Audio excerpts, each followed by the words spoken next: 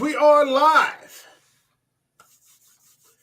So, welcome to episode 216 of An American Werewolf in New Jersey. I am the American Werewolf.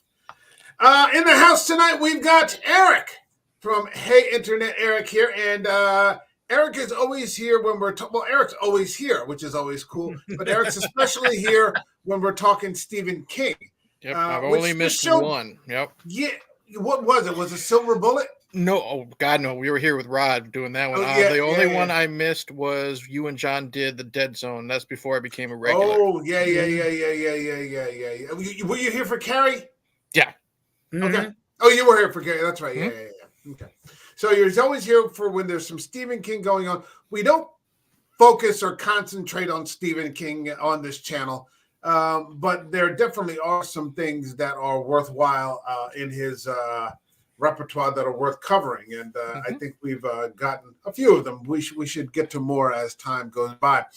We've also got John K. Alvarez. He's just another dirty bird that duty. John K. Alvarez, aka Santa Dude. The holidays are over, but he's staying festive in his new digs. This is the lodge that I wrote my latest email. You know, I'm actually now having my celebratory drink. I smoked my cigar. And of course, instead of champagne, I get drunk on An American Werewolf show. That's exactly right. And then he's going to play on his priceless Steinway there in the back. So absolutely, all is well. And Taylor Swift's coming in with Kelsey. We're all yeah. Sounds like a holiday party to me. Dry January, my ass. We won't say what they do with the prize pig that they keep for a pet in the background, though. Yeah, misery. Yeah, it was misery for her. We got bacon in the morning. Anyway. Yeah, not misery for everybody. So, in the past week or so, here in the texting group that we are a part of, that's about the channel and, various whatevers we talk about, or various whatever popped up, which is that there's this new director for Star Wars, and she made this comment that she's there to make men uncomfortable, or her films make men uncomfortable. Whatever. I'm not here to talk about Star Wars, but it got me to thinking that the films, as a man, that have made me the most uncomfortable have largely been directed by men. So I'm thinking of like Ari Aster's Midsommar. Oof. Yeah, very, very, very rough movie. And then that would bring me to a movie I won't even watch. It makes me so fucking uncomfortable. Takashi Miike's Audition. Nope, I won't watch that. Nope. Yeah, I won't watch that. I won't watch Ichi the Killer. I've been tempted to, but it's all torture porn, like explicit torture porn. But I'm not talking about Ichi. I'm talking about Audition. And then we've got this movie. Which is, and John will recall this, directed by Rob fucking Reiner. And I'm looking, I'm like, how the fuck did this happen? Because John knows, as I know, that Rob Reiner, we grew up watching him, and he was like the butt of every fucking joke because he played Meathead in All in the Family. And so, you didn't know who was the bigger idiot. Was it Archie or was it Meathead? And then, he sort of fades away from being in front of the camera, moves behind the camera, and directs one of King's best film adaptations. It's a little off-putting. He's done two of them. He's done two of them. He did Stand By Me. He also did Stand By Me. That's absolutely right. Yeah. He did. In fact, Stephen King said that because of what he did with Stand By Me, he demanded that Rob Reiner directed Misery because of the way he stayed true to the story. And it's funny because Eric and I have said this before, and I'm sure you've heard it too, John. When it comes to King, or at least for me, or maybe just in general in horror, the things that ordinary people do it's far more horrifying than the supernatural. Far more horrifying than the paranormal. And King's best film adaptations, in my opinion, are the ones that really don't have any paranormal aspects. You could talk about Stand By Me. Although that's a movie I haven't seen in at least 2 decades. Still holds up, dude. Yeah, you've got The Shawshank Redemption. Yeah, The Shawshank is it's a perfect fucking film. Like you read the work and it's not that great, but then you can easily dismiss it. But then you watch this movie and you're just like, holy shit, Darabont just fucking hit it out of the park. And then you've got Tim Robbins and you've got Morgan Freeman and you've got Clancy Brown, and all these other William Sadler, and you've the guy who plays the warden, and you're just like everybody's just acting their ass off. You've got Mr. Mercedes. I love this. Mr. Mercedes is just, to me, one of his best adaptations, period. Fucking Brendan Gleeson. You're bringing Brendan Gleeson in for 3 seasons to act out of some Stephen fucking King. I'm like, shut up and take my money. Now, give me all 3 seasons now. Exactly. And then, of course, we've got Rob Reiner directing James Caan, of all fucking people. James, talk about playing against type. Exactly. And the introduction of one of my favorite actors or actresses, whatever you call them nowadays, but a terrifying introduction to one Kathy Bates, 34 years ago, playing Annie Wilkes in Misery. So if you guys are ready to go, shall we get it going? Let's get miserable. Boogie woogie, you bunch of duties.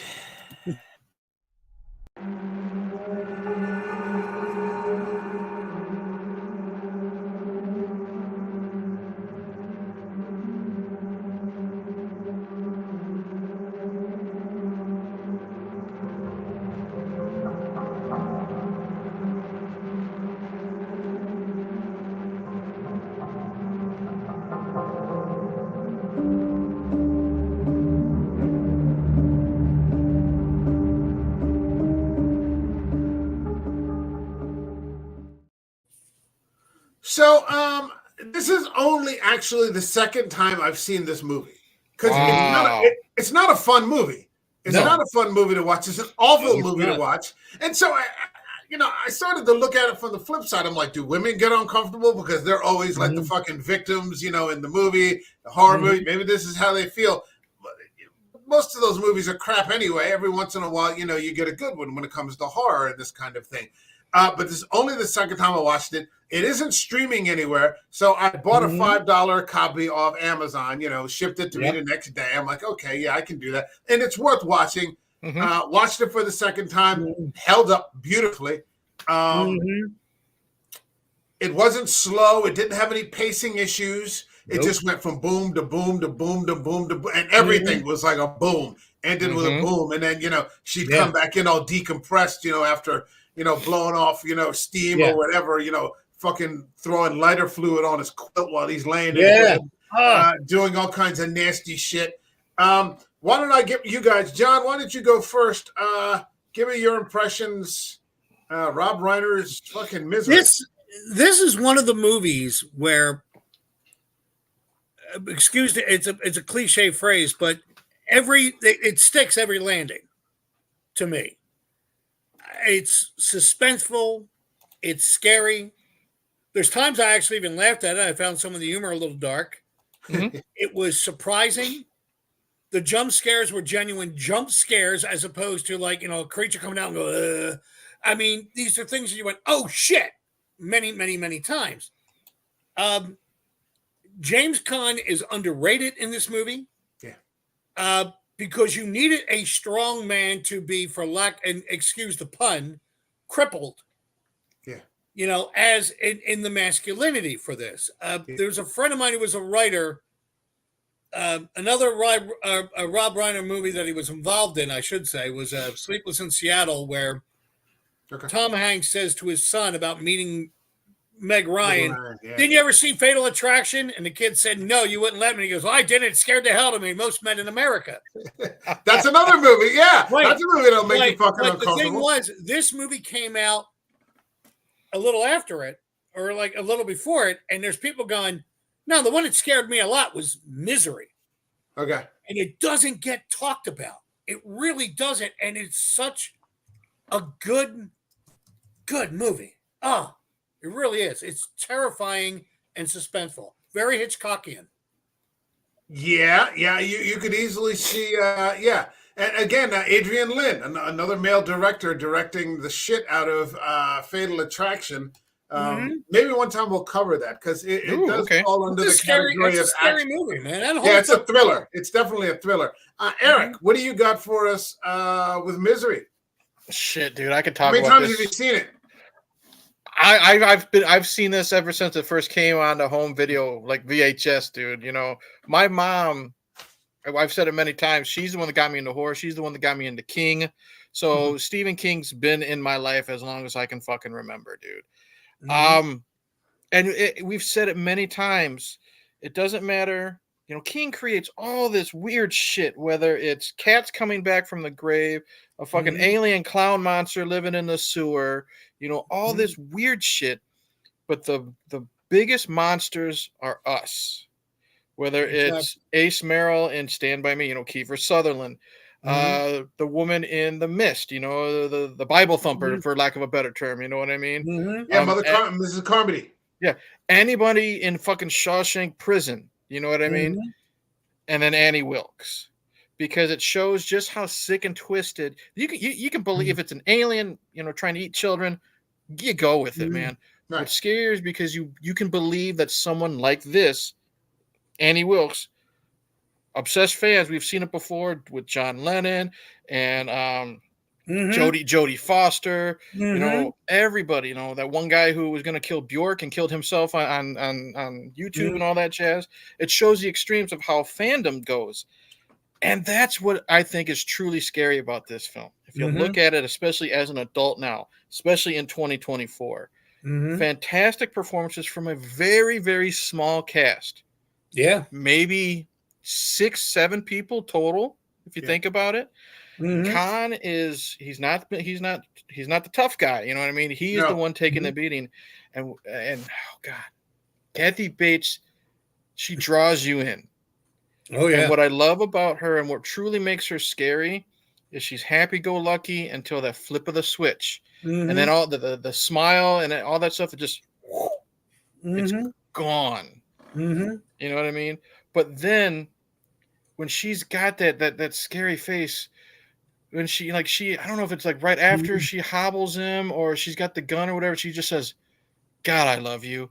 But she looks so scary. Like it's a mixture of evil, depression, being psychotic, but you buy it. And she is fantastic. She looks turned on when she hurts him. It turns her on, you know. Yeah, because she even said after she breaks like the first ankle, where she's like, "It's okay. This is for the best." You know what I mean? And it's a perfect movie from beginning to end. And you know, there are no perfect movies, but this one is pretty. This comes really close, man. Yep. Pretty close. Yeah, I mean, this was so good that it actually became a Broadway production. Yep. And I would have loved to have seen it starring, of all people, Bruce Willis. And Laurie fucking Metcalf. That just must have been holy shit. Those two together on stage.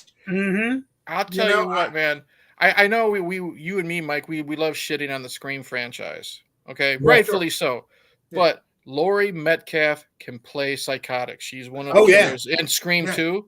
She is fantastic as this unhinged person. And you see that a lot in her portrayal as Jackie on Roseanne. You know, she's not psychotic, but there's definitely screws loose in that character. She's right on the edge of saying, boy, I could snap. Exactly. I poor choice of words, but I would have killed to have seen that stage show with those two. Yeah. There's some of it, no joke intended. They're showing, somebody recorded some of it, or I don't know if it's from the Metropolitan Museum Library in New York. They're putting it on YouTube because because of Bruce Willis. For lack of a better term, being ill. There's some people who are trying to bring it out to show these performances. Bruce looks incredible on this because he doesn't have like the shaved head like I do, but it's not the full head of hair. It's just on his side, and he looks beaten down, and she looks like a goddamn bird. She's like flitting through it, even causing pain. Nice. It's like, damn, man. Yeah. Damn. Yeah, and because the thing of it is, with these movies from King and the ones, Stand By Me and Shawshank and, the ones we've been talking about, they require acting. They can only be stood up by acting. You Green can't Mile. stand up. Yeah, the Green Mile. Yeah. The Green Mile, yeah, sure. The Green Mile's another one that's got a little paranormal, but yeah. You can't, it's not Salem's Lot. Right. As much as I love James Mason as as a Straker, at the end you're getting the Barlow and the Glick boys, tapping at the window, and Lance Kerwin and all this other shit. Here it's just nothing but straight up acting, and it's the most unlikely. And we've talked about this. Eric says all the time that fan is short for fanatic. Yes, 100%. Right. And just the dark, twist that fucking fanatic or that fandom can pick. It's awful to watch. And again, Bruce Willis is another person that would have, did play against type to cast in that role, because Khan and Khan wants to be the bird, but he's not. He's the mouse. Right. He's the mouse the entire time. He's trying to scrabble. He's trying to escape. Exactly. He's the mouse trying to escape from the cat, and Kathy Bates is just not letting him go anywhere. And he knows it, and she knows it, and it starts out, as this, sort of gentle thing where she's saving him, and then all of a sudden, she's reading his manuscript, and she just has that outburst about the profanity. Yeah. It's not even like the Misery book. It's like another book that he's written, and she just doesn't like them.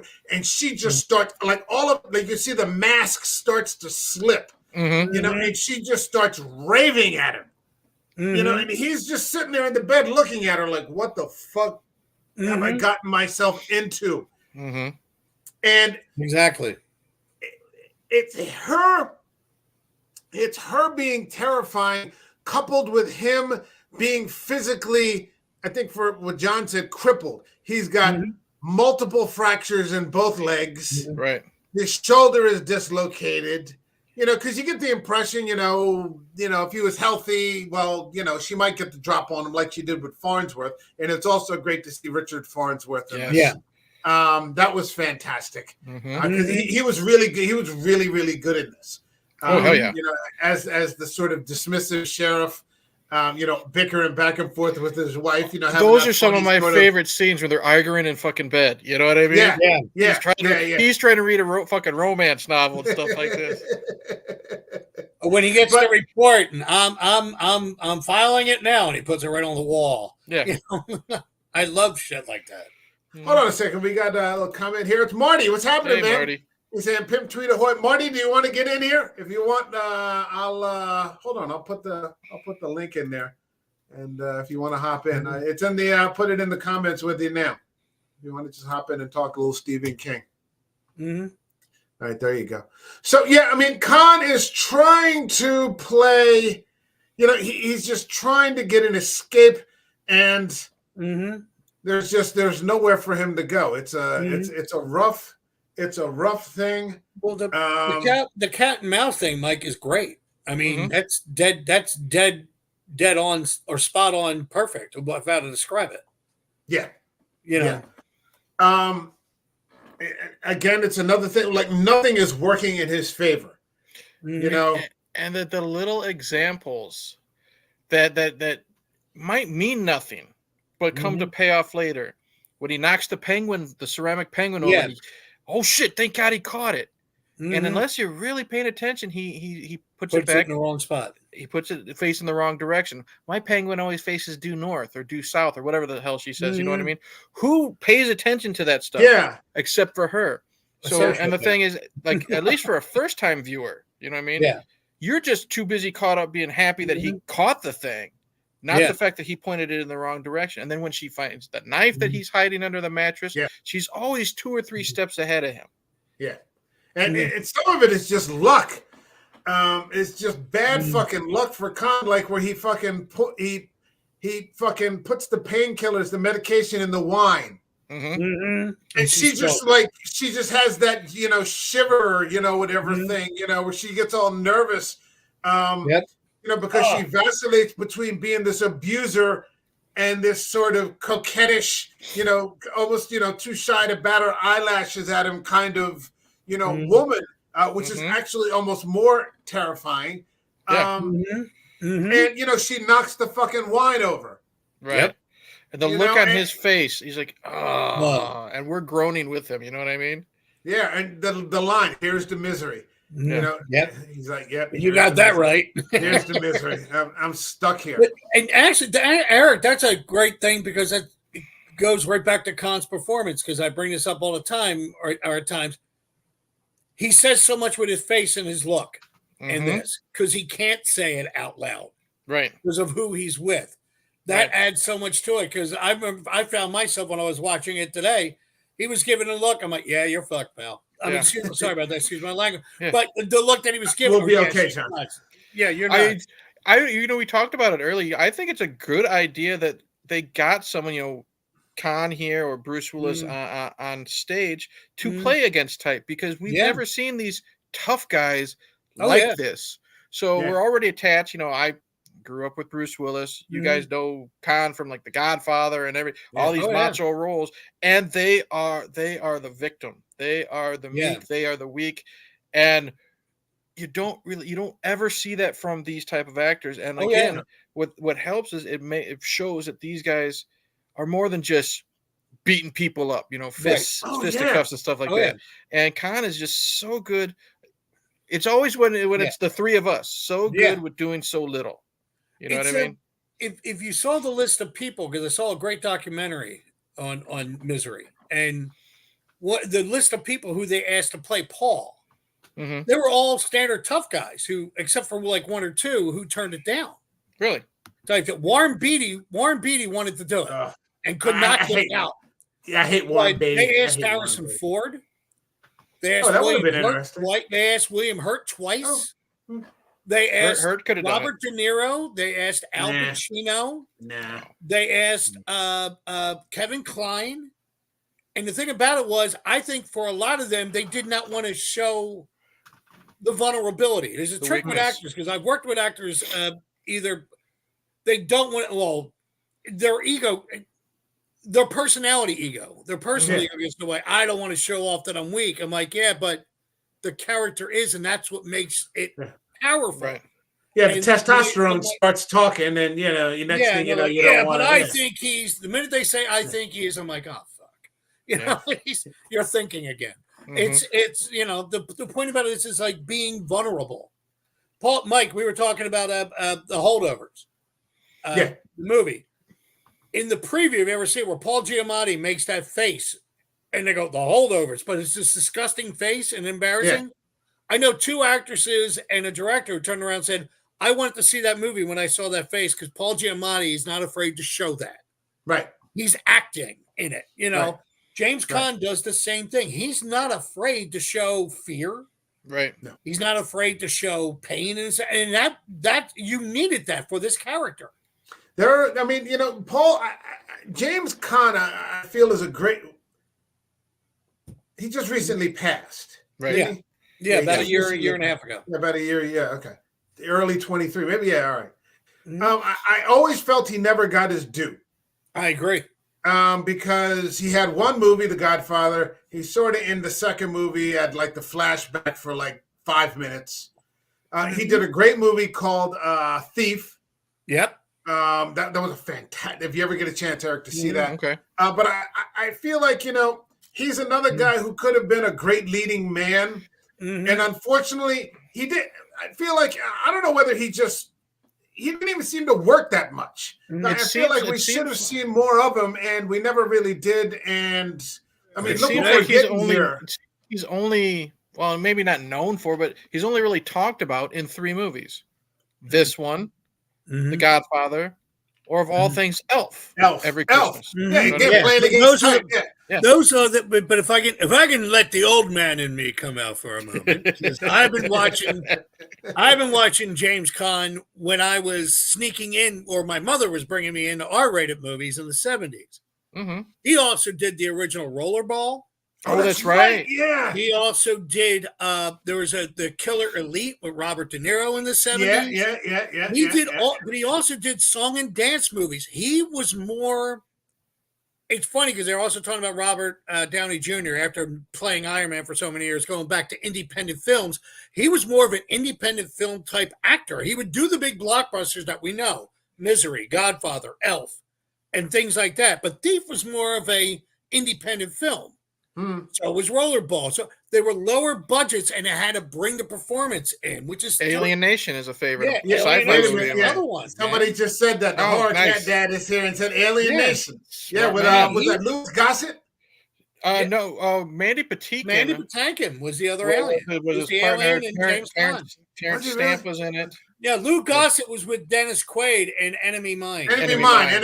Yeah. Another favorite of mine. He says the foot scene in Misery. Oh, yeah, that's. Oh, yeah. Oh, God. And it's funny because they changed it from the book. I love that Kathy Bates wanted to use the book. Because she chops his foot off and then she cauterizes it with a blowtorch. And they said, no, that was too much. And she's like, oh, come on, let's do it. And James Caan's going, no. let's not do it. Give me a break. Yeah. I mean, because the thing of it is that Caan's performance is, and like I said, we're like somebody was just saying, he gets overshadowed by Kathy Bates, but Caan's performance is basically done in bed. Yeah. Oh, yeah. Yeah. Like, or in a wheelchair. The hobbling, there's only about 20 minutes left in the movie when he gets hobbled. Yeah. Right. Yeah. So, I mean, it's an hour and 50 minutes. So 90 minutes of the movie is basically James Caan acting his ass off in bed, not even being able to move. Mm-hmm. He can't move his legs. He can't move his arm. I mean, the first time that he tries to get out of bed, you're waiting for his legs to drop off the bed and hit the floor because he can't. Yeah. And you're like, oh, Jesus, this is going to hurt. And he just passes out. The pain is so bad. Like the facial expressions that he has from the pain. She gets mad at him because he asked for different paper and she slams something across his legs. Meat legs. Mm-hmm. Oh, you're like, oh, Jesus, man. Yeah. They had such good chemistry with each other, though. Yeah, and the thing is, and thank God, we do have those little bits of levity. One of my favorite, I'm not just Farnsworth is, he's complete comedy for the most part in this, and he's welcome. Yeah. But what I'm talking about, like one of my favorite scenes between Annie and Paul, thank you, is when he's been cooped up for fucking months or whatever, and he looks out the window. And she's out there, happy-go-lucky with her fucking pig. Hi, sweetheart. She waves at him. He just flips her off. Like, he's got this meanest-looking face. He flips her off, and then she just goes, such a kidder. And then just walks away. Walks away. That was like they were an old married couple. You know what I mean? And that, as bad as it sounds, was kind of a sweet moment. It was a sweet moment. You know what I mean? Yeah. But you really, really needed that because you're just waiting for that bitch switch to get flipped. Yeah. Because it's gonna happen. And like I said, with Kathy Bates and her facial expression just comes out of nowhere. Mm-hmm. You know what I mean? Yeah. And John mentioned horror movies with booga jump scares. She's got a great jump scare where she just shows up after she just read what happened in the new Misery novel, and she is losing her mind. She is beating the shit out of him. And what's important is she says she didn't just say you murdered her. She says you murdered my misery. Yeah. So that shows how deep in the shit he is with this fan. Those little words that are used. Mm-hmm. And no access to any kind of weapon or anything. He does, he's not playing the Superman here, or anything. He's just a writer. Yeah, and she locks him in the room too. So that's the thing. Yeah. Hold on a second. We got. He also said horror cat dads. He was in Mickey Blue Eyes. Blue Eyes, right, Hugh Grant. Yeah. He plays the mobster. That's right. Yeah, he sort of parodies Sonny. Okay. And Bates deserved that Oscar for sure. Yeah, absolutely. She has been a favorite of mine. And anything that I see, I'm like, oh, Kathy Bates is in this. Okay, I'll watch it for a little bit. It's usually pretty good. One of my favorite things was her in Stand. Yes, the DJ. Where she plays the DJ. And the soldiers come in and gun her down. Over the radio while Molly Ringwald is listening. They're like, what the hell is going on? She's also. I'm sorry. She was also in another Stephen King movie called Dolores Claiborne. Yep. That's right. Yeah. She murders her husband. Yeah. Jennifer Jason Leigh. Yeah. That was she can play that low-key psychotic, not somebody who looks like the kind of, hey, how you doing? She plays it like she's a normal person. Her and Khan, it's weird because when we talk about being connected, we usually think about love stories or friends or part like we were talking about with Lethal Weapon. The connection of the two. Yeah. They were opposing people, yet still connected. They were the perfect counterbalance to each other. And that's what really made it, I think, really work. Goes to the great storytelling from King. It goes to the great direction by Rob Reiner, who really did a great job in this movie. And it's a movie that he doesn't get any credit for, really, at times for his direction. And the two of them are doing like an acting class on acting, Yeah. You're right. I think this is probably right up there with Mr. Mercedes. Well, maybe even more so than Mr. Mercedes. Probably the one. It's overlooked. Yeah. When people talk about Stephen King, they're talking about Salem's Lot. They're talking about It. They're talking about The Mist. They're talking about, whatever else. Shawshank, whatever. Yeah, you're not talking about this. And like I said, I probably haven't seen this in 30 years before today. And I was riveted. I just sat there and watched. I'm like, holy shit, she's just horrifying. And, he's just, and I didn't remember everything because I haven't seen it in 30 years. So, I was just invested in it. And it has aside from the hobbling scene, it has no gore to speak of. Right. Very little profanity. When Farnsworth is shot, that's like the bloodiest we get. And that's very brief. Yeah. Shit, what a great movie. Yeah, there's like maybe 3 or 4 swear words in the entire movie, and one's like an F-bomb, and that's it. Because we don't want to have a get hurt. And at the end, when they have the final fight, she calls him I don't know if I should say it here on YouTube, but she put some colorful language forward. Yeah. Hold on a second. I liked her as the mom in Angus. Yes. I remember her as the mom in The Water Boy. Angus was a good coming of age story when I was in high school. She, is a typical, fat outcast kid trying to, make it with the hot chick type of thing. She played his mom, and George C. Scott played her father.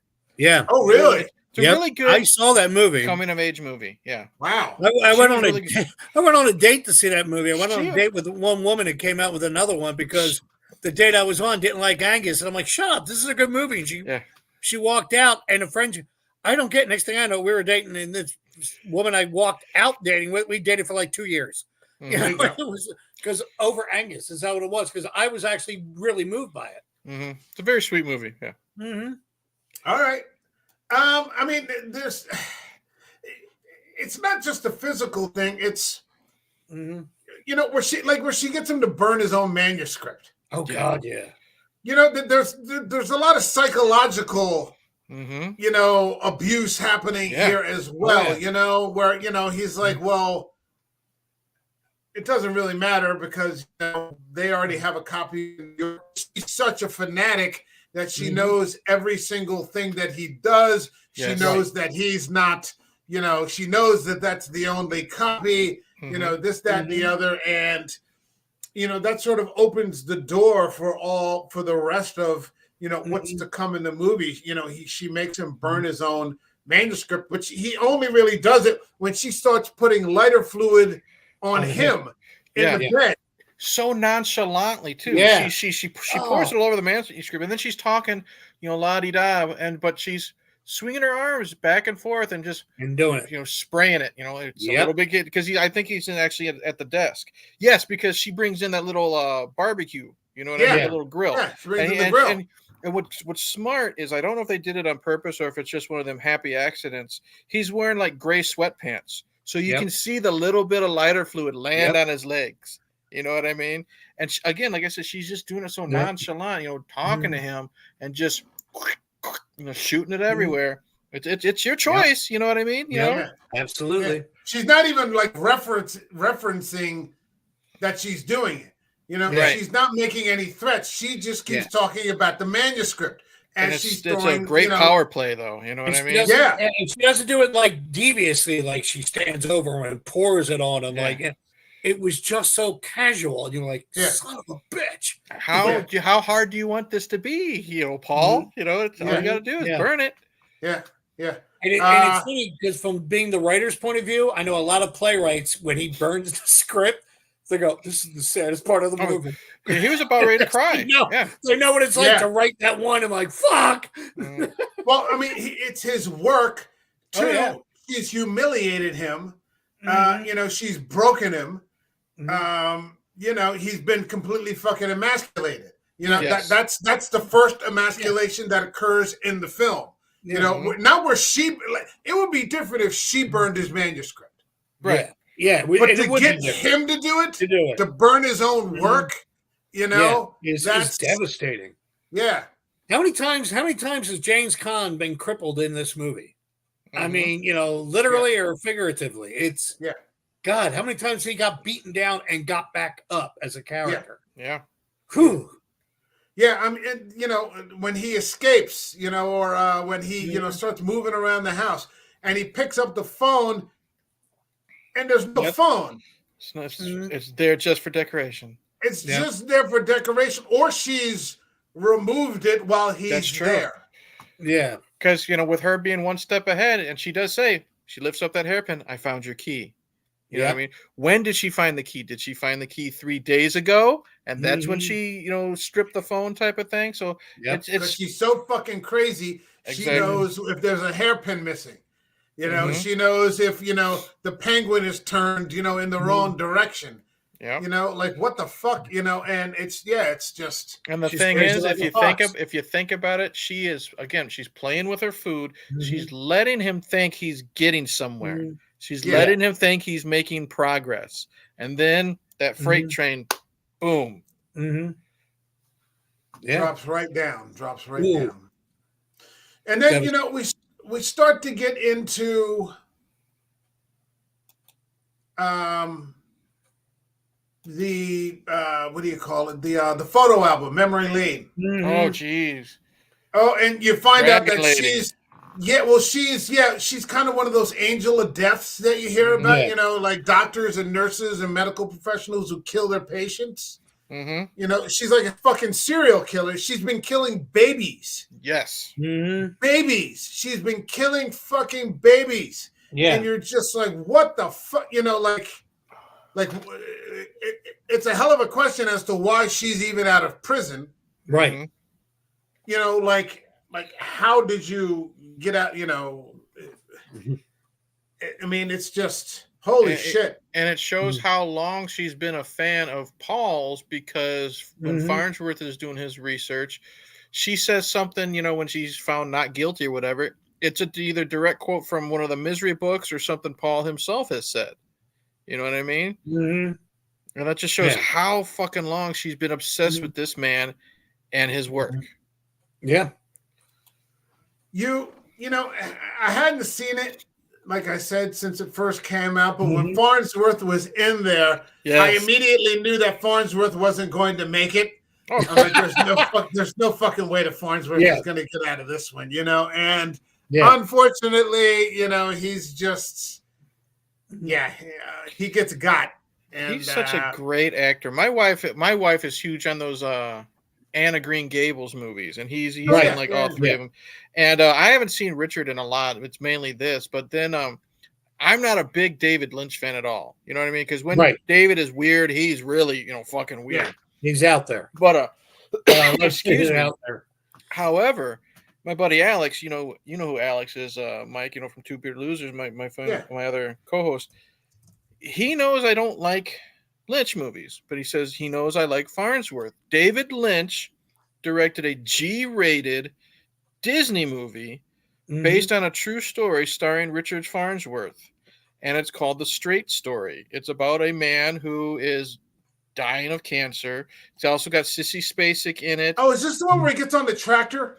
Yes, and he can't get a driver's license because he's pretty much fucking blind, and he gets on his tractor, his little riding lawnmower or whatever it is, and he drives from point A to point B. It's basically all the way across the United States to meet his brother and try to bury the hatchet because his brother just had a stroke, and it's just kind of him meeting people along the way. It is a fantastic movie. I've always wanted to see that. I didn't know that was David Lynch though. It's David Lynch, G-rated Disney. Try to bring all that in if you've ever seen any Lynch movies. I'd be okay with it. Yeah, I've wanted to see that. I just never got around to it. Really, really good. Highly recommend it. David Lynch gets that, and he does, and rightfully so, that mystique of being just slightly off center in his films. But when he does stuff, he at times, I mean, that movie I saw Elephant Man, which that's as weird as they did John Hurt's makeup, because it was different in the play. They didn't do that, but he's the one, that came up with the Pinocchio ending. I'm not an animal, I'm a human being. David Lynch can pull that stuff off. And when this gentleman died by taking his own life, I actually cried for about a good 20 minutes because I felt bad because I just see him in almost every movie. That's how he died? Richard Farnsworth. Richard Farnsworth took his committed life. Suicide because he had stomach cancer. Yes. Oh, did he really? I didn't know that. Yeah, and he wrote in a letter, goes, I don't think I can take the pain, and I don't want to put my family through it. And he committed suicide, took his own life. And when I read that, because they were putting some of the stuff in the paper, I was devastated because I remember watching this guy again, being a kid. He was in a couple of cowboy movies and a couple of things like that. He always played that guy. And every time I saw him, I went, oh, good. He's in it. Yeah. He's in this movie. And I liked him. I just that type deal. But he reminded me like he was like one of my cinematic family members. He was like an uncle I liked every time I saw him on screen. So I really did. When I saw him in this movie, I went, yay. And then knowing that I read the book, I know what part he's playing. I went, oh, shit. Because I knew what was coming. Yep. But, he's brilliant in his subtlety. Exactly. Type deal. As a performer. He really was. Well, he pulled it off in this one. And I think the woman that plays his wife also adds to it. Yep. She's always great. She was great in The Mist as well, another Stephen King movie. Yep. Oh, yeah. She's Mrs. Repler. She's Mrs. Repler, the third grade teacher. Yeah, she makes it all the way to the end. Yep. She makes it all the way to the end of that. We I don't know, maybe we'll do like a summer of select Stephen King or something like that. That would be cool. Like the real choice things. I'm we'll for see that. We'll see. Absolutely. That would be fun. That plays out. Even summer. Well, I mean, there's the hobbling scene, of course, which is just what sells the hobbling scene for me is yes, we do see the one ankle, and it's rough, right. But to me, again, we always say less is more here with the three of us, especially. Yeah, it's mainly seeing Kathy swing the sledgehammer. You hear the bones with I'm glad we don't see the second ankle. You know what I mean? Because now we've already seen what it looks like, and now we're imagining it. And holy shit, does James Caan have an epic scream? And the way he screams and the way he's twisting on the bed, you know what I mean? You feel that with him. Yeah. And again, I think if they would have shown us the second angle, it would have been just too gratuitous. You know what I mean? We have to see what it looks like. It's a Stephen King movie. It's the tone of the film. We know we're going to see the first ankle get snapped, but it's such a great buildup too. There's a very low-key score to it. You know what I mean? There's that little bit of music that's playing in the back. What is that class? They're playing something classical. It's a real famous classical song, and it's out of place there. You're like, what the fuck is, And it's so frightening because she's just talking to him like it's Tuesday. She's giving him a little fucking history lesson as she's placing this big fucking piece of wood between his ankles. And she's showing no emotion. She's like, oh, blah, blah, blah, blah, blah. And Khan's, what are you doing? No, please, he's begging. And then she says, trust me, it's for the best. Yeah. Yeah. And when he That's says rough shit, dude. When he says, whatever you're planning on doing, please don't. Yeah. I just I gulped hard. I mean, I got a lump in the throat and I gulped hard. And then she goes for the second one. She's like, shit. When she goes for the second one, she says, don't worry, it'll be over soon. God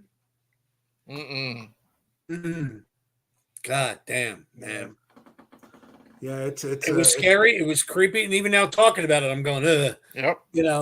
Type deal. And again, it's just the most awful things are the things that people are doing to each other. Yes. You and I, with Walk to Cinema, we covered Gerald's Game. Yep.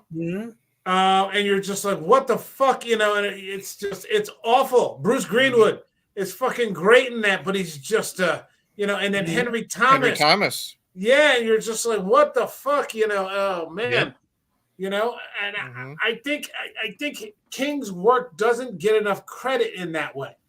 Right. The things that get credit are the paranormal, the super, the vampires, the werewolves, the the whatevers, the Langoliers, whatever, it's just, but it's not, it's other stuff.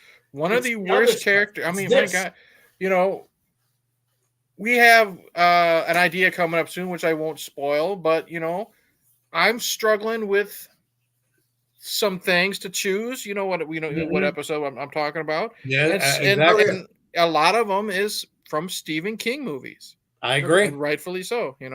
I'm glad you said that because I was about ready to say or wanted to say something like that, and not give it away or anything else the same way you did it, because it's like there's some great characters that when they're done well. I also think that this movie and a lot of Stephen King's horror stuff gets ignored because he also had a bad track record where people just would buy the rights, use the title, and write something completely different. I mean, if it said Stephen King's and then the title, you knew you were in for a shitty movie. Yeah, his like track Stephen record King's in the theater. Sleepwalkers. You're like, what? Yeah, Sleepwalkers or Children of the Corn or the Lawnmower Man or the Maximum Overdrive, the Mangler, and all this garbage. And it's like with every 6 or 7 films, you have 2 entertaining ones and maybe 1 actually good one. Yeah. That's one of the reasons why, again, like you said, Stephen King's very personal to this story. Like he said, Annie was actually his drug addiction. Yeah, his drug and alcohol. His representation of his drug. And that's why he said he didn't want to give it to anybody because he was afraid of them completely changing it. Right. And that's why he asked for Rob Reiner, because Rob Reiner was very true to the script before. He really liked the story. Material. And that's where... And that's because of Stand By Me. That's where Rob's production company, Castle Rock Entertainment, came from. And it came. So now you got Stand By Me, you got Misery, and then even when it's not Stephen King related, a Rob Reiner film says like Castle Rock Entertainment. You know what I mean? Because of the bond he made with King. And I'm going to bring this up because it's not a poke at Mike, but it's not just Rob Reiner, but William Goldwyn's script. They worked previously on The Princess Bride. We won't discuss that, Mike. I know you're not a fan, but regardless, they can work together on a fairy tale movie like that, and then they could do the 180 with this. So it's a great script. It's a great script. And William Goldman, he wrote The Princess Bride, the novel, but he also wrote the book Magic. If you've ever seen Right. that old Anthony Hopkins Yep, movie I where saw that. he's a Like, Oh, ventriloquist. with the other ventriloquist, yeah. And Yeah. Burgess Meredith, that's the same guy. So Williams he's got his toes in horror as well. So, but Yeah. it's a great pair, those two. Mhm. Well, it's a And- great. Go ahead, John. Oh, I was just saying, and Castle Rock itself is a fictitious town that Stephen King invented. Right. Yep. Right. You know, I mean, I always liked for the longest time a Castle Rock film. You knew you were going to get at the very minimum entertained. Mm-hmm. You know, because they did even some of their TV shows they backed. Yep. I mean, Christ, they backed Seinfeld Mm-hmm. in the early days. It was Castle Rock, productions. It's all about when all three of us say this too. It's all about the story. Yeah. And the storytelling, and this was a really good mixture of everybody. Yeah, you've got great direction. You've got great storytelling. You've got great performances. They were able to pull very minimalist. I mean, they were able to pull in Lauren Bacall in the very beginning of the movie for and one at the end. scene. And that's right. She was at the very end too. Yeah, she's at the end. But still, yeah. Lauren Bacall, big freaking name, Lauren Bacall, to be in a Stephen King movie. Yeah, yeah, and she did a great job. I mean, she's always absolutely. Great. But I mean, even when you stop to consider that probably at least half of the movie, at least half, is only shot in that one room. Yeah. Oh, yeah. Oh God. So there's just this claustrophobia. And like, if you've ever been sick, health issues, hospitalized. I mean, I broke my leg once, and I slept a lot, because I was in on a Wednesday night. I broke it on a Wednesday night. They reset it. I had to have surgery. So they said you had to do it on Thursday. Thursday rolled around. They couldn't do it because they had like emergencies, like in the ER. So my broken leg takes a back seat to someone's heart attack. They did it on Friday and I was out Saturday morning.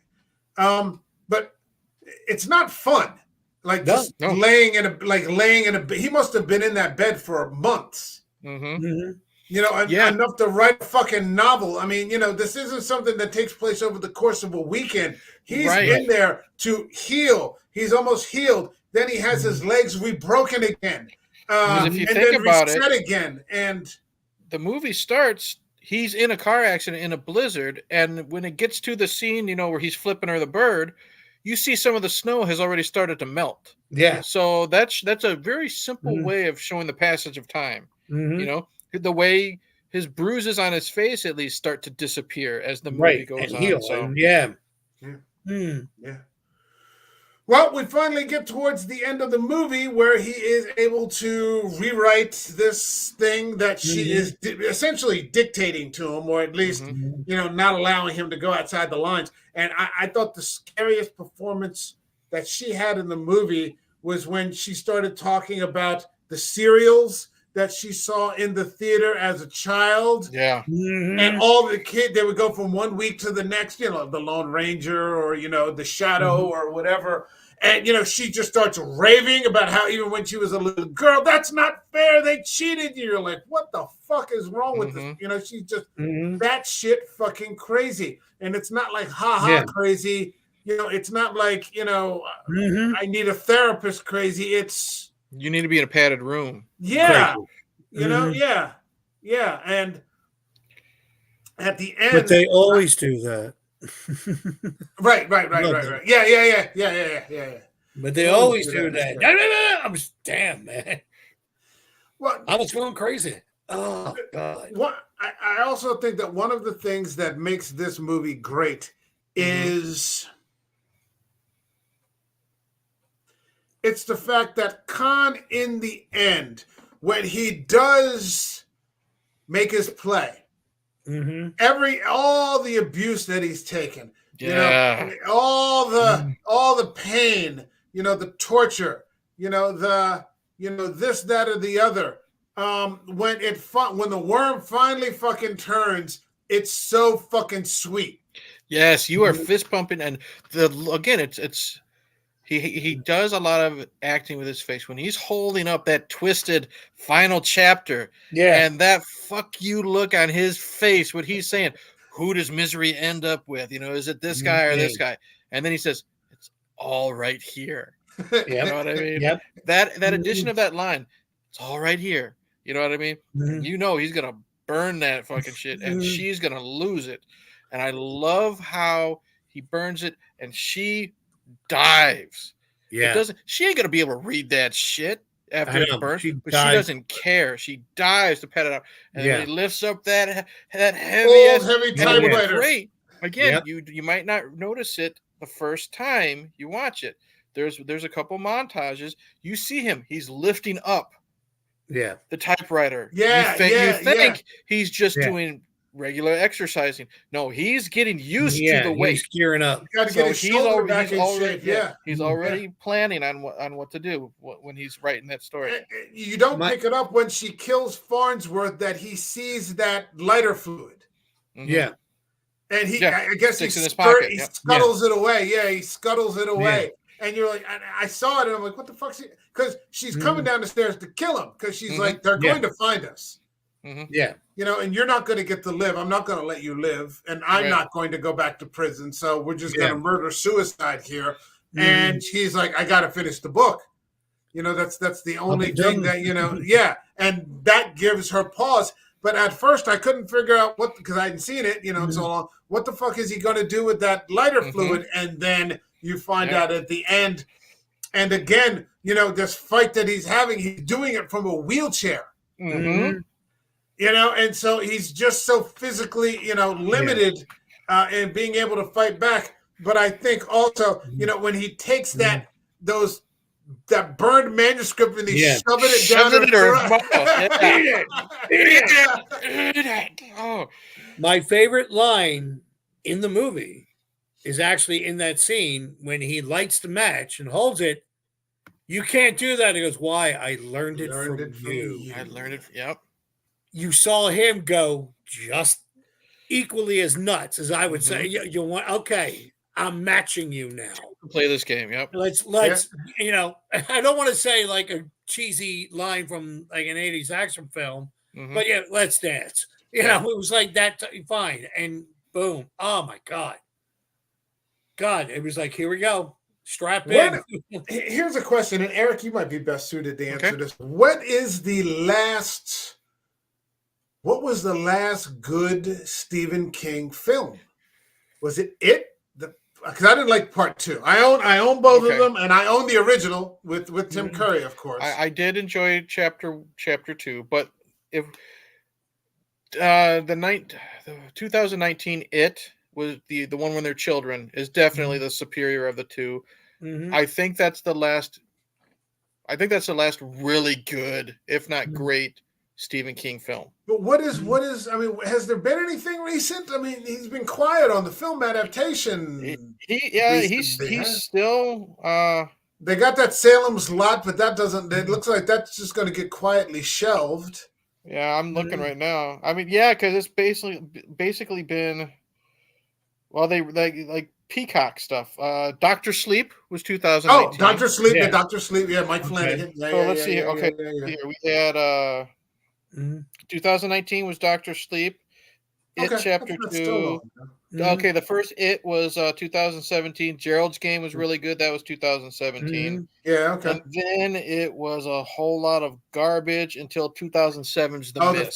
the Firestarter remake. Yeah. So there was a thing on Netflix about traveling in time in like 1964. 1922 was a Thomas Jane one. Yeah, that was okay.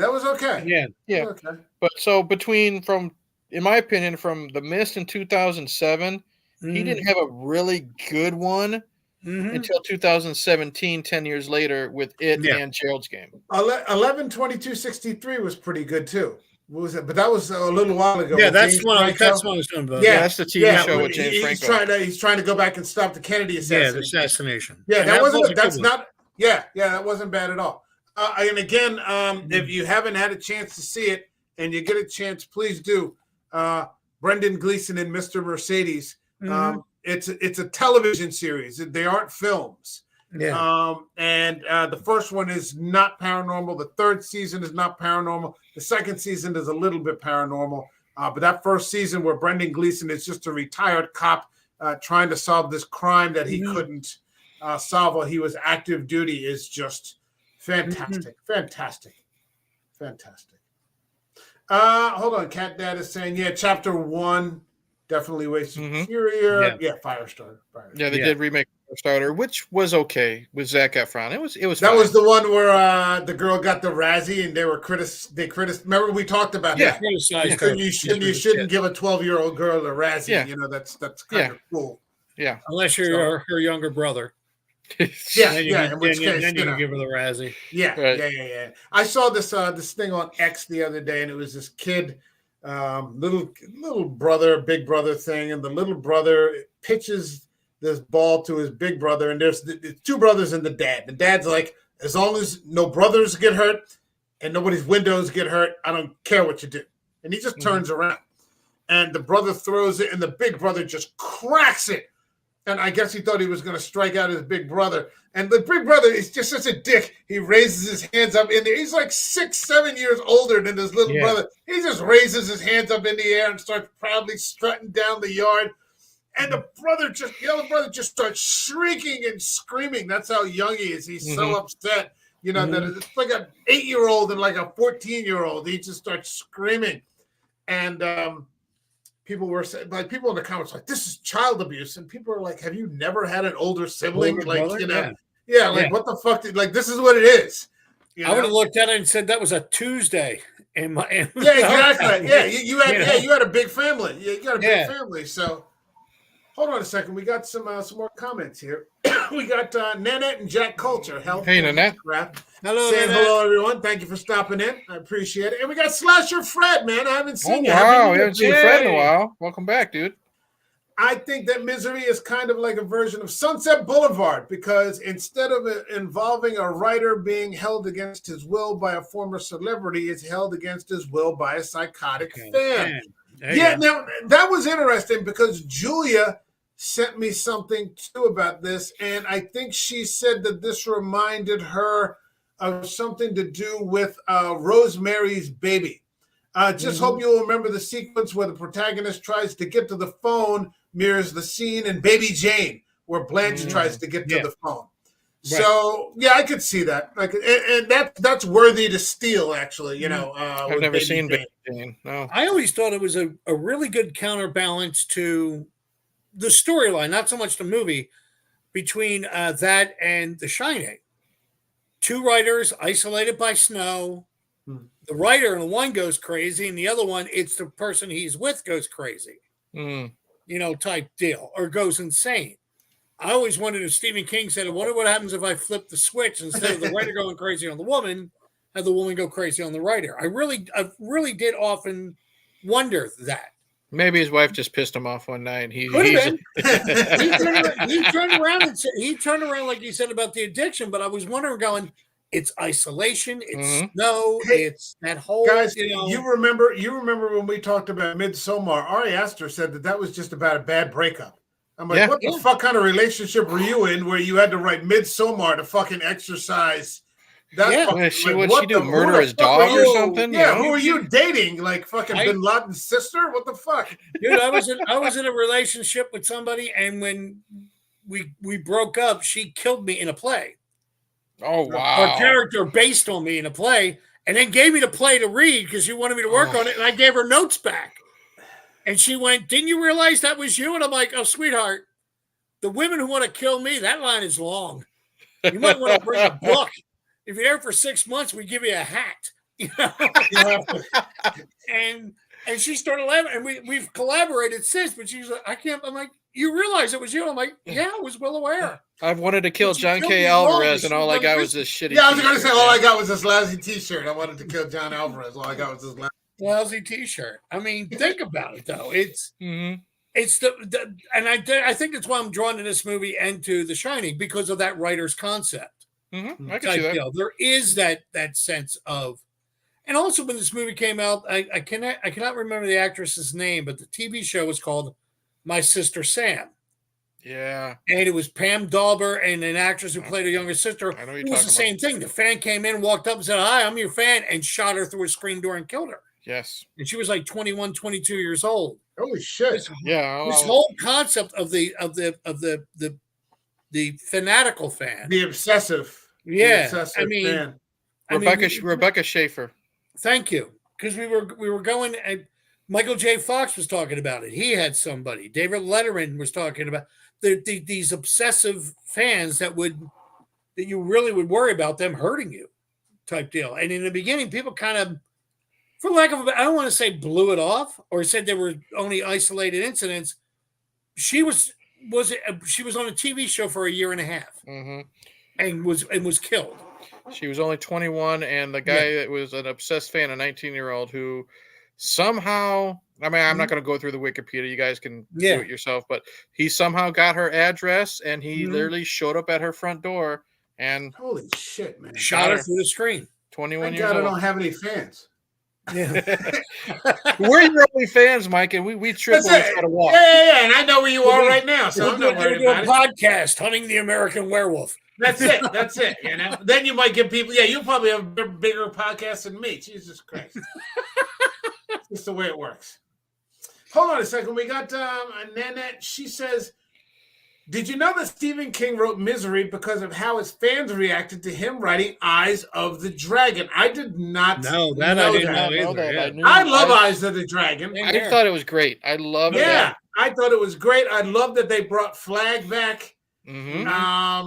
You know, that Flag was like this recurring character throughout, you know, a lot of different stories that he wrote. Yep. He was actually a wizard in this one. All. Yeah, it was really cool. Yeah. Yeah, he wrote Eyes of the Dragon because he wanted to finally write a book that his daughter could read and enjoy. Yeah. And no one fucking bought it, so he's back to horror. Story. It's a great story. I've still got my first edition. It's one I have mine somewhere edition. too. One of the few my dog hasn't fucking eaten. I got the hardcover. Yep. That was a book when I read it, and I was well in my 20s, and I was well above me. I think I was done it in a day. Same, yeah. But I had nieces that were growing up, and it was funny because I showed my mom, who was a Stephen King fan, and yeah, give it to her. So I would give it to my nieces or nephews at a certain age, and it would enlighten them into reading. You know what else I liked about him now? What else I liked, and I got to get back to it because I never read the second book, The Talisman. Okay. Yeah. With Peter Straub. He co-wrote that with Peter Straub. I think they each wrote a chapter. It would be one chapter King, one chapter Straub, so on and so forth. And then they did the black one. Was it Black House? Black House. Yeah. Black House. And I own that. I have a copy of that. I found a bargain hardcover copy for like $1 somewhere. And I just never read it. I got to go back and reread The Talisman, maybe this summer or something like that. Hold on a second. Nanette saying hello to you, John. Hello, Nanette. And hello to me. Hello, Nanette. And a lot of people hated that book. I don't know why. Because fans are just assholes. I think back then they didn't want anything different. You know how fucking horror fans are, man. You change one thing and then they get the panties twisted. Fucking fan, I really have come to believe, especially with 3 years now doing this, that fan bases are just fucking, they're like low-key cults. Yes. In some cases, I'll give you that. Especially when you especially when you bring the internet and like these fans can like very too easily connect, you know, and they all start to like gravitate around the same opinions and they start using the same catchphrases, you know, and, you know, you'll get, you know, somebody big in social media, you know, who becomes like the de facto co-leader or leader of this fan base. And they just all start repeating the same fucking gibberish. And you're just like, yeah, no thanks. Right. I remember giving a lecture or was involved with a lecture, and I heard a person turn around and say, well, if I was writing it and I put my hand up, I went, then write it. And they looked at me and I went, shut the fuck up. Do not get me wrong. If you have a complaint about the story that I wrote, fine. Or the play that I wrote, okay, I got that. Or the character that, but when I hear, well, if I was writing it and I pulled out of my brown satchel a yellow legal pad and a pen and went, have at it. Smart. Yeah. Knock yourself out. If you want to help, I'll be more than happy. But don't sit there and say, well, if I was writing it, because that's easy. Yeah. You can knock on anybody who did the effort. Well, if I was doing it, well, shut the hell up and do it. Prove it. Do you really think some asshole on fucking X is like gonna write something better than Man of Steel? Shut the fuck up. No, it's like for years I wrote plays for this thing for Sherlock Holmes weekend. Oh yeah, I had all these people telling me like, well, if I was doing it, I said, guys, unless I'm adapting an actual story from Sir Arthur Conan Doyle, what I'm doing is fan fiction. Yeah. I said I'm making up an original thing and I'm just using those two characters, but that's all it is. And they looked at me and I said, I'm not being brilliant and everything else. Hell, Sir Arthur Conan Doyle did it, and before him, Edgar Allan Poe, because he had a character that was doing that type of mystery style writing. It's like the Richard Bachman books. When they came out, people got pissed off, and all Stephen King wanted to do was see if he could do it again. Yep. The Bachman books are fucking great. Yeah, different writing style and everything. Yeah, and that to me is a sign of a good storyteller, writer. I want to tell another story from a different point of view. All right, let's get back to Misery. Yeah, please. We come back and we are moving towards the end. And one of the things that hit me when I watched it this time, after the fight scene, it says 18 months later. And I'm like, my God, this thing is just taking years off this man's life. That's right. Not just the experience, but that it's taken him 18 fucking months. And he's not, in a straitjacket or anything, but you can tell he's broken. Yeah, he's damaged. Okay, damaged. He has to walk. He's a survivor. Yeah, he has to walk with a cane. He's a little tweaked. But what I really liked about it is that he plays it honest. And like he's talking to her, and he's written another book, and it looks like it's going to be a big hit. And she asks him, would you want to write a story about what actually happened to you? He tells her, he's like, you probably never fully get over something like what happened to me. It's not like he's just saying, I'm okay. Right. He's very, he seems to, be on a healthy track and as to how to deal with, what's happened to him. He just tells the truth, so it doesn't, it doesn't give his, pain anywhere to fester. Right. And he's like, really, you want to cash in on what, on what happened to me? He doesn't want to relive it. No. Oh, yeah. Doesn't matter how much you pay him, he'll never write that story. Yeah. Oh, yeah. And the thing of it is that, he looks up and who's pushing the dessert cart. Oh, I love this. I love it. He's telling the truth, but he's looking at, he's not looking at Lauren Bacall. He's looking at the waitress. Yeah.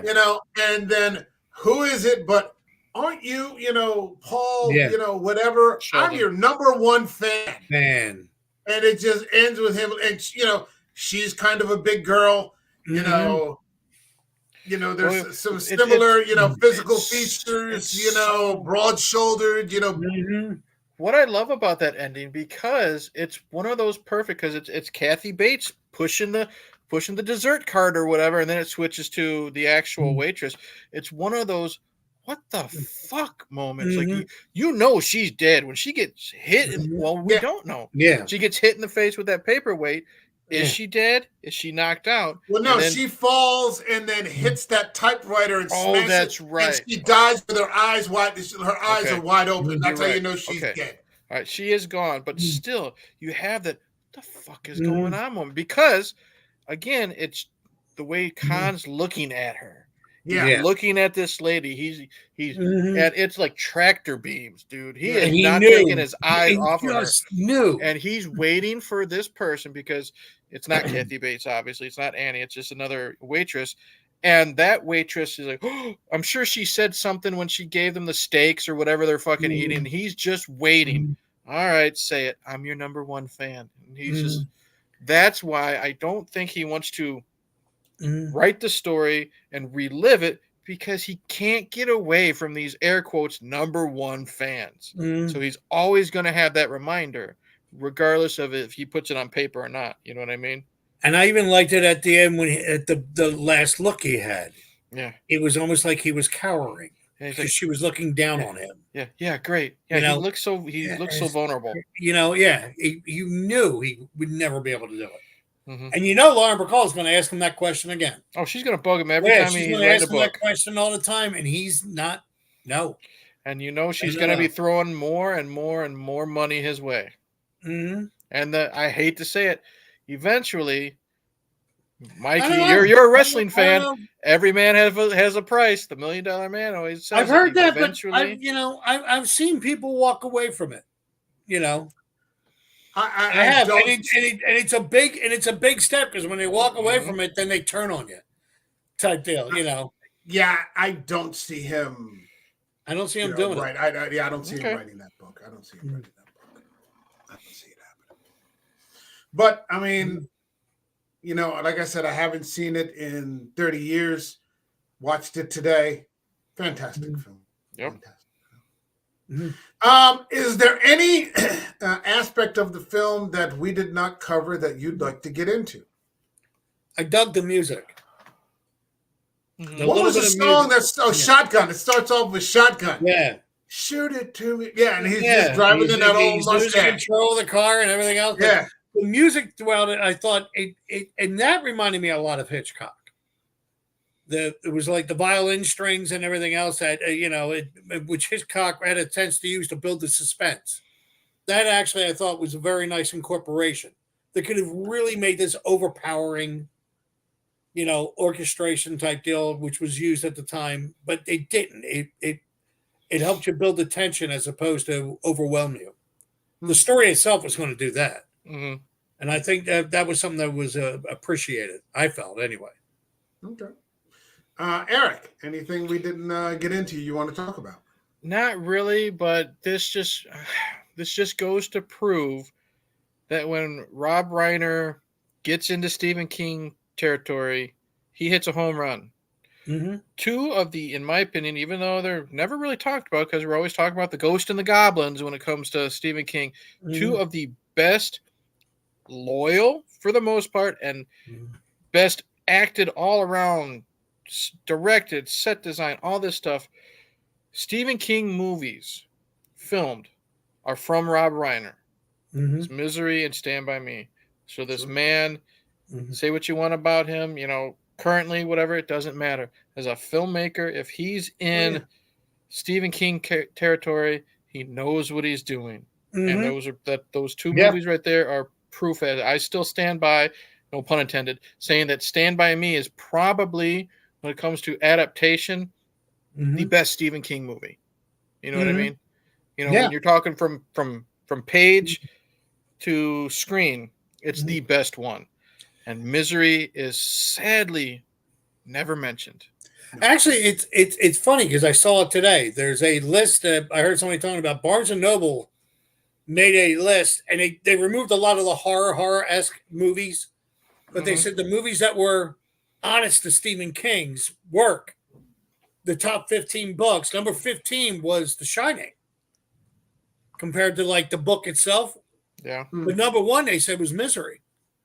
It's pretty close. Stand By Me, I think, was like third or fourth. I'm trying to remember what was in between there, but but they were talking about, they said Misery, they felt really was closer to the book than people give it credit for. Oh, yeah. Yeah. All right, let's get to the part in the stream where we rate the movie. This channel has a rating system that goes from 0 to 5 by halves. So 0, 0.5, 1, 1.5, all the way to 5. So 0, for example, would be I'd rather have a huge booger sticking out of my nose for the rest of my life than watch this movie again, all the way to 5, which is this is cinema, this is the destination, this is why I discuss films in the first place. What would you give, Eric, to Rob Reiner's adaptation of Stephen King's Misery? Oh, dude, I'd be lying if I didn't give it a 5. I think to make a movie this oh my God, this good, with just maybe, like I said, 6, 7 actors, you feel cold in that very beginning. You feel cold. You know what I mean? Yeah. When he's driving in the storm, you feel the isolation with James Caan. You are scared to death of Mhm. Annie Wilkes. You Mhm. had the perfect use of comedy, whether it's Khan flipping her off or just anything, Richard Farnsworth, filing it and sticking the post-it note on the wall, or his Yeah. relationship with his wife from beginning to end. Mhm. Again, air quotes, no perfect film. I don't care. Beginning to end, this movie is fantastic. I'm going to say it's perfect. 5. Okay. John, what do you got for us? I was actually right with Eric. I was thinking about a 4.5 when I saw it again today, and I'm like, why am I thinking that? It scared me 30 years ago. It scares me now. Yeah. It still brings me to that point when I, read the book and saw the movie the first time. And every time it's a 5, man. Yeah. This is what this stuff is supposed to be about. And Type thing. And it chilled me in more ways than once. Nanette says she loves Rob Reiner's movies. Yeah. So do I. I'm with you. Misery deserves a 5. Better girl. Thank you. Here's the thing. Unlike Midsommar and what was the other movie? Oh, well, a couple that I didn't even like Audition. I said none of us saw Audition. So, but I think what separates it from Midsommar, let's say, for example, if you're going to talk about a movie that makes men uncomfortable, like we were talking about at the beginning, this new Star Wars director making that quote this past week. What separates that from Midsommar, if you remember that, when we got into that movie, I was like, fuck this movie, man. Yeah. The way it ends. But here, like I said, all the abuse, there's some payback, there's some catharsis, and it gives you a satisfactory ending. Yes. You feel okay about, that Khan was able to, fight his way out of it, so to speak, because nobody was coming to help him. You're fighting with him. Yeah, it's not like, what Ari Aster did where, Florence Poe gets fucking validated, everybody dies, and she burns her boyfriend alive, and you're like, what the fuck kind of movie is this? She shoves up in the bear suit, and then she smiles, yeah. Yeah, and then she becomes the queen of the springtime or something, and you're like, what the fuck kind of movie is this? Fuck this movie, man, This has... you never dated a woman like that, Mike? I don't want to talk about that. She's no longer... Yeah, never mind. He's in a lot of plays as well, we'll say that. Yeah. I never had to get in a bear suit, so at least it didn't get that fucking bad. But this movie has some feeling of satisfaction in the end that he can get something back, of himself, right? Rather than eventually he does become, or eventually the mouse defeats the cat. Right. So there's some satisfaction there. My rating for this film is a 5. Only seen it twice. I own it. I bought it because it's not streaming anywhere, so I found a $5 copy. It's not something you need on Blu-ray because it's not that kind of movie in terms of visuals. But I'm glad that I have it. Good. I don't know how long.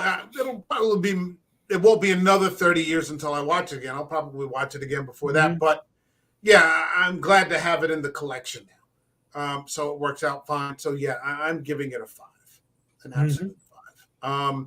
I can't find anything wrong with it. I know, that's the thing. I can't find anything wrong with it. It doesn't have any pacing issues. The ending is satisfactory and realistic, I think. Khan is just, we talked a lot of time about Kathy Bates, but we also gave equal amount of time to James Caan, who just is fantastic in this role, and I think extremely underrated. Because when this movie came out, all the smoke went to Kathy Bates. Right. But I think what made Kathy Bates so terrifying was how well James Caan played the mouse. Yeah. Absolutely. It's sort of, it's symbiotic. How well they work together. Again, to see Farnsworth, Lauren Bacall, like somebody is saying, Lauren Bacall in a Stephen King movie. How often does that, that doesn't fucking happen. But here we are, 34 years later, still as good as the first time I saw it. Yeah, I'm giving it a 5. All right, Eric, plug something. Hey Internet, Eric here is the name of my YouTube channel, still going through the Rocky franchise. I have from the original all the way up to part 5 on my channel. I also have discussed the director's cut of Rocky versus Drago. Guys, hold on a second. You just go on for a second. I'll be right back. You got it. I've discussed the original Rocky all the way up to part 5. I also have discussed the director's cut of Rocky 4, Rocky versus Drago, explaining the differences. John, I know you're a huge fan of Rocky 5. I'm actually defending Rocky 5 against the haters. I'll have to send you that video, John. Yeah, it's amazing how people, because I kind of started falling off when I was growing up of the Rocky thing. I liked the first 3. Drago, I felt like, oh, this is a perfect MTV movie, you know. But then when I saw that Rocky 5 and it was on cable, I'm going, this is actually a good movie. You know, I was actually surprised. Was it the best? No, but it was very, very good, man. Yeah. And then I actually found the work print of Rocky 5, so I have a video up on that, just explaining the differences, kind of like, you know, the Rocky versus Drago stuff.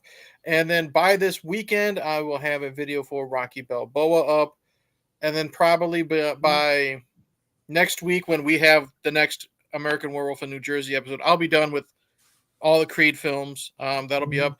And then also I'd like to plug my interview with Madman Pondo. He is a deathmatch wrestler from at least 1997. It's me discussing the art of death matches with him, but not just that. It's him sitting down with Billy Corgan and Marilyn Manson doing a let's just say Vicks Vapor Rub challenge. Him working in a horror film with Robert Englund and Lynn Shay. Just his love for horror movies in general. And he's a really very cool, down-to-earth guy. You know, he looks a lot different. You know, he's just a big burly guy, but he's so fucking cool. I was happy that he sat down hour and 20 minutes. We were only going to do an hour. He gave me an extra 20 minutes. And I can't believe that fucking interview is just blown through the roof. I got home from work yesterday. It was at 400 views, and now it's over 1K right now, and it hasn't even been a week. Cool, dude. So I'm very proud of that. Cool. But if you want to give that a look, you know, really cool stories, just 2 guys shooting the shit. But my interview with Madman Pondo. All right. Very cool. Very cool. And then you'll be getting, I guess, into the first-time viewer. Yes, and then after I finally finish with the Rocky franchise, the rest of the year on YouTube, unless something's requested that I haven't discussed before, but I've seen, I'm going to all the films I discuss are going to be films I've never ever seen from beginning to end. Like when I discussed it with Bill last week, I've never seen the Blues Brothers. I've seen the whole movie in bits and pieces on TV, but I've never seen it from beginning to end. I'll have The Godfather on there. Lots of movies you probably are surprised that a cinephile like me hasn't seen. The Wicker Man, the original Wicker Man. I'm going to discuss that, and then I want to keep a lot of it a secret. Talk about another movie that'll make you feel uncomfortable. Yep. So I'm excited about that. But the first probably official movie to discuss on my channel that I have not seen would be Creed 3. Okay. And remember, The Godfather has James Caan. Yeah, don't start off with Creed 3. Just wrap that into the Balboa, and then when you get to first-time views, then start off that way. All right, Hold on a second. A couple more comments. Stephen King loved Kathy Bates so much, he put her in The Stand. Yeah, we talked about that. The Dino Dinosaurs here. What's happening, man? Do you ever think she was the stalker who caused the car accident? That occurred to me as I was watching that today. I thought of that too. Yeah, did she cut the brake? Because remember how she said she would sit outside his cabin, like by the road, and just like watch the fucking light in his apartment, you know, as he's I never thought of that. That occurred to me today. I was wondering if that happened. Thanks for bringing that up, man. Yeah, that occurred to me. Yeah, so I thought it. Okay. She definitely was the stalker and the one who caused the car accident or caught the car accident. Yeah, I'd say so. Yeah, I never thought of that. Slasher Fred says, I think that one of the classic movies that may have inspired Misery was the 1971 movie Play Misty for Me. Yeah, that's another movie Eastwood. That'll make you feel uncomfortable. One, because that movie also involves a celebrity who was stalked by a crazy, obsessive fan. Yeah. Eastwood, that's a good one. There's also another movie. There's another movie called The Fan, with De Niro and Wesley Wesley Snipes. Yeah, that's a good one. He's a baseball stalker. He's a stalker of a baseball fan. Yeah, all right. There's another movie, and I can never remember the guy's name. Please forgive me, but he's the guy that's in Terminator as Reese and Lauren Bacall. It was like in the early 80s, before the Terminator. Lauren Bacall was his Broadway actress, and he was a fan. And it was, really? A stalker. Yeah. He could be really scary, I bet, as a stalker. It was like 80 or 81 type deal. I'm gonna look for it. Because Kyle Reese, before you understood what he was about, was kind of creepy, just creeping on Linda Hamilton, through the first 30 minutes of the Terminator. You're like, what the fuck is up with this guy? This is why I think Carl Reiner asked Lauren Bacall to be in Misery, because she did a movie like that about 10 years ago before that, in the exact opposite role, where she was the person being obsessed by. It's a nice cherry on top. 1981. It's literally called The Fan. The Fan, yeah. It also stars Lauren Bacall, Michael Biehn, James Garner, and Maureen Stapleton. Yeah. James Garner. Plot follows a famous stage and film actress, Lauren Bacall, who is stalked by a violent, deranged fan, Michael Biehn. Who begins killing those around her. Yeah. Jeez. Yeah. 1981. I seem to recall this. I vaguely recall. I didn't see it, but I remember I seem to recall a trailer for it. I didn't know it was Michael Biehn though. That was one of the movies that when Prism used to be on in Philadelphia. Oh, geez, I remember Prism. Yeah, I caught that one time when I was a teenager, and I was like, "Oh my God!" My dad came down because it was late at night, going, "What are you doing up?" And he goes, "Oh, it's a good movie." He sat down and started watching it with me. We didn't get cable until maybe my senior year in high school, which was like 1986. So what we had was something called WHT, Womeco Home Theater, and it didn't even start until like 8 p.m. There was nothing broadcast during the day, but between 8 p.m. to like 11, you could catch 2 movies or something like that. And they had the whatever HBO had at the time. They had those try to compete. I love that. And then it veered off at like 11 o'clock into like Skinamax, or you'd watch some weird Andy Warhol movie, or something. I had to go to bed then anyway, so I didn't. That's what your parents said. Get to bed. Yeah, get to bed. You're not watching fucking Andy. You're not watching that shit. All right, so for this channel, I just put out a video talking about the top. Fangoria put out an article earlier this week about the top 10 directors who should take over the next Exorcist film. And it was like Mike Flanagan. Somebody said Sam Raimi. It's just a bunch of bullshit. Personally, I hope they don't make any more Exorcist films. I could live without them. But that fucking video came out. But then I had the guy from Exorcist Reviews comment, and he said he ran a poll on his YouTube channel. And he said the number one director that was picked by people from his poll was Ari Aster, the guy who directed Hereditary. Which now, I don't think Ari Aster would touch an Exorcist movie with a 10-foot pole. He's already done Hereditary, so there's no need. He's already, that's covered ground already. I don't think any director worth his salt would go near that anywhere, because it's beat up property, and it's a thankless job.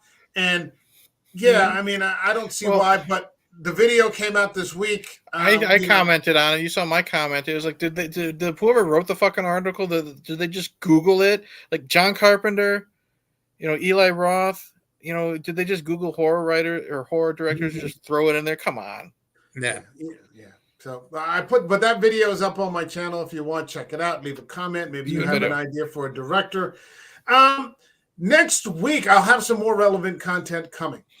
Next week is the 3-year anniversary of the channel. The channel actually, I think 3 years. 3 years. It was 3 years on Tuesday. So next week, we're going to have a belated 3-year anniversary show with top 5 favorite villains. We are going to be looking at television and movie villains.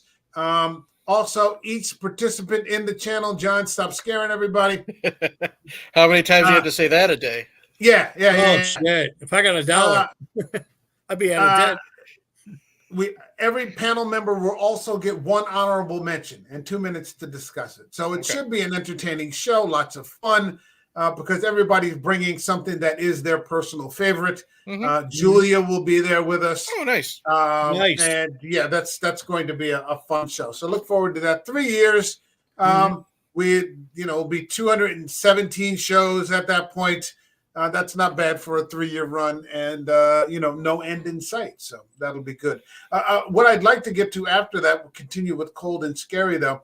I'd like to get into Togo, and Togo is a Disney film, which is set. It's a true story with Willem Dafoe.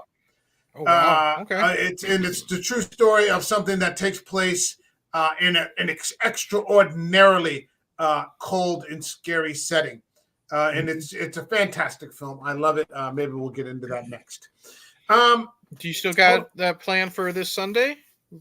Yes. And we will be here on Sunday to discuss the Royal Rumble, the WWE Royal Rumble, which is taking place on Saturday. So Eric and I, and possibly Jay King, he said he found one bar, and they said, "What's the WWE?" Because he's in Costa Rica right now. Oh, jeez. And he's like, no, they're playing a soccer game or some bullshit. So he's going to keep trying. Hopefully, he will join us. But to discuss Saturday's pay-per-view, the Royal Rumble, that will. You might as well talk about it before it goes to Netflix. Well, I mean, with everything that's going on with McMahon, everything that's going on with McMahon now. Holy shit! The accusations today, those are fucking horrific. Did you see the one about Brock Lesnar? No, I haven't seen him. I didn't get to see today. No, I'm talking. Eric, did you? I did. Yeah. Yeah, it's. I'll send you. I'll put it in the group text, John. Mm-hmm. If you want to read some of these stuff, we'll say that. Yeah. Yeah, it's interesting.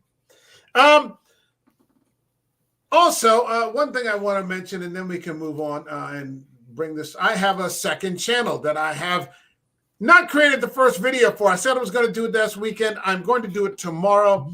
That is the Shigon channel, and I am going to be using that channel to discuss one of my favorite genres of film, that is Japanese samurai film, which are not action films, but actually great examples of cinematic storytelling. If you get a chance, check it out. That video will be pre-recorded. All videos will be pre-recorded. This will not be a live streamed channel, but it's already up and running, and I can't wait to get into it. The first thing that I'm going to be discussing is Masaki Kobayashi's Samurai Rebellion with the great and powerful fucking Toshiro Mifune. Samurai films are, and I'm 2 minutes to talk about this, and then I'll cut everybody loose. I'm sorry to keep you here. Okay. But samurai films are interesting, and Kobayashi was a director who, in the post-World War II era, was very critical of what he perceived to be the Bushido Code, the code of the samurai, which he felt was an empty code, which was just blind adherence to following the rules, which had hurt the whole world, let alone before you even discussed how it harmed the Japanese people. Mm-hmm. It caused them basically to get 2 atomic bombs dropped on them, and countless, Japanese lives were lost. So he would make these films through the allegory of samurai. And Samurai Rebellion is an interesting film about this man played by Mifune, who's the patriarch of a family. And he's basically told by his feudal lord, because it's the feudal system of government, that the Lord has arranged for Mifune's son to marry his ex-concubine. And he's like, what? Like, wait a minute, we're picking out our own sons. No, no is not in your vocabulary. Like, this is what we have decided. The Lord's gotten rid of her. She needs a husband. Your son needs a wife, and this is what we're going to do. So he tries to bow out of it gracefully, but he cannot. And then they marry, and to everyone's surprise, she turns out to be just fantastic. She turns out to be a great wife. She turns out to be a great in-law. She's very kind. She's very thoughtful. She's very warm-hearted. And there's a whole backstory basically about how she becomes the Lord's mistress and concubine. It's almost like a Braveheart prima nocta kind of thing. This kind of thing. And so time goes by. Mifune's like, well, I guess I was wrong.